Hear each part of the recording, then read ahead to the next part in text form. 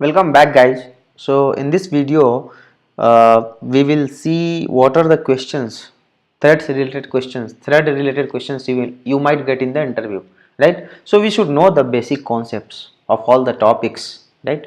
Though we don't use much in the automations, but still we should know, because interview they will ask you the questions. So let me start with threading concept, where we will cover all the concepts what we have in the thread. So one second. So let me start with threading concept. Let me open my PPT. Okay, so it's open already.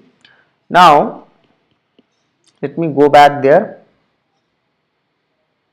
Okay, so we are done with the string. Okay, so let's start from here. Multi-threading in the Java. It's simple concept, guys. It's not very tough and all that. We will be able to understand this multi-threading in the Java. Okay, so what does mean by multi-threading? First of all, we need to understand the multi-threading means more than one thread. When it will act on any program at the same time, we call it as a multi-threading, which means your task is getting performed by more than one thread. We call it as a multi-thread. The benefit of multi-thread is you can maximize the utilizations of your CPU. On the same time, you are performing more tasks than what you are doing earlier. That is the purpose of multi-threading. And each part of programs, when we perform certain tasks, we call it as a thread. And the best part is thread is very lightweight process. It's not a heavy process, it's a very lightweight process. Then people may ask you, how do you create a thread? So there are two ways we can create the thread. One, by extending the thread class. Thread is the class in the Java. Another is by implementing the runnable interface. So either your class should implement runnable interface, or your class should extend thread class. So when your class, if you look at my example here, the first I'm extending the thread class. When I'm extending the thread class, I'm writing, we have to write one run method. Okay, we have to always write one run method. In the run method, we are writing that try and catch, just some print statement. Thread is equal to get current thread, get id is running. So thread class has a static method called current thread. So thread class has a method called current thread, and from the current thread you are getting the id, and then you are checking for is running or not. So in the down, if you look at the main method, it's a for loop. It runs for the 8 times. We are getting the object of the same class, and when we say on that reference object.start, so moment we say object.start, your run method will get called automatically. So if you look at the output, you will get thread 8, 9, 10, 11, 12, 13, 14, right?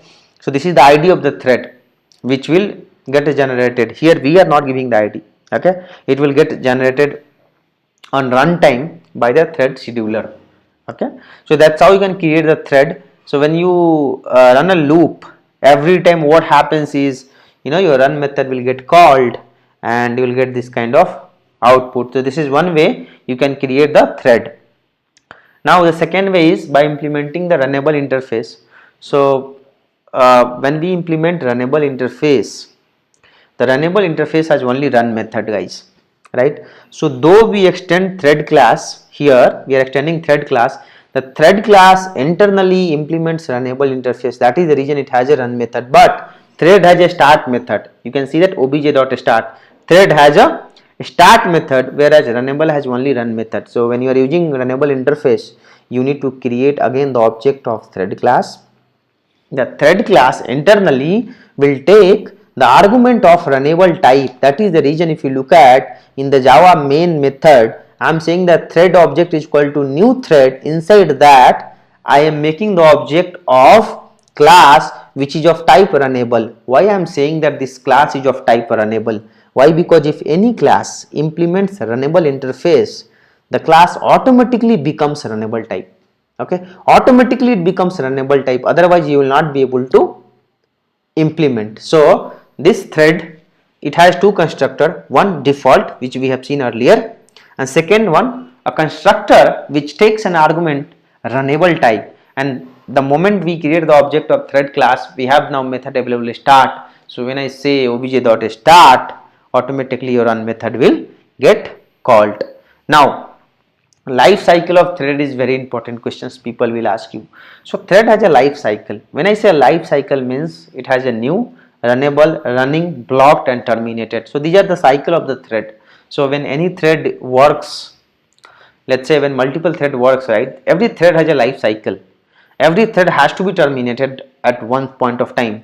So the first state will be new, then runnable, then new, runnable, running, non-runnable and terminated. New means the moment we create a new thread, right, it will be new. Then when we say runnable, runnable means the moment we invoke start method, it becomes runnable, right. The running means the thread is running, like the thread scheduler has selected for it and it's running. Blocked, what does mean by blocked? Blocked means the thread is alive, thread is not dead, but it is blocked. Blocked means assume that there are two threads, thread 1, thread 2. Now thread 1 is acting on one resource called A. Now thread 1 locked the resource A. Now thread 2 is acting on resource B. So thread 2 locked the resource B. Now inside the B you have A resource, and again inside the A you have B resource. So now A locked A, thread 1 locked A, thread 2 locked B. Now once thread 2 will release the B, then only thread 1 will continue. So both are waiting for each other, right? There are two threads that are waiting for each other because both has occupied the resource. Now once thread 1 will release, then thread 2 will start. Now thread 2 will start, then thread 1 will release. So this situations we call it as a blocked, where we are blocked actually. No, sorry, these situations we call it as a deadlock. This is not a block, this is a deadlock. The runnable is not eligible to run actually, right? Still alive but not eligible to run. We call it as a blocked. Now terminate, what does mean terminate? The thread is in terminated or dead state when it runs method exist. Okay, when it's run method exit. So when you say exit means now your thread is terminated. So these are the actually state you can remember it, right? And this is very important questions we will often get. These are the methods you should know in the thread class. So these are the certain methods. People always they will ask for 5-4 methods in the thread class. The important one is run, start, get priority, get name, set name. These are the important method. Then resume is the important method. Then join is the important method. Almost all are the important method. Okay, I will not say something is non important. So just go through once, try to remember all the method of thread classes. At least one line definitions you should remember for all the methods. So when people will ask you, you should able to tell them like, okay, this method does this job and the method of return type of this method is this, right? So you should able to go through it line by line. So pause this video, read 2-3 times so that you'll be able to understand all the method of the thread class. With this we are done with the thread, and you can say that we are done with the 98% of the code Java interview questions and answers. And if you are able to finish my all 8 videos which I have made, almost you can answer more than 90% questions in the interview and you will get shortlisted also. That is my guarantee because we have covered everything. So just what you need to do is you need to watch 2 times, 3 times, 4 times so that you will you can tell in the interview the same answers. Thank you guys, thank you for watching this. Hope you like this video. Hit like button and subscribe my YouTube channel. Thank you once again.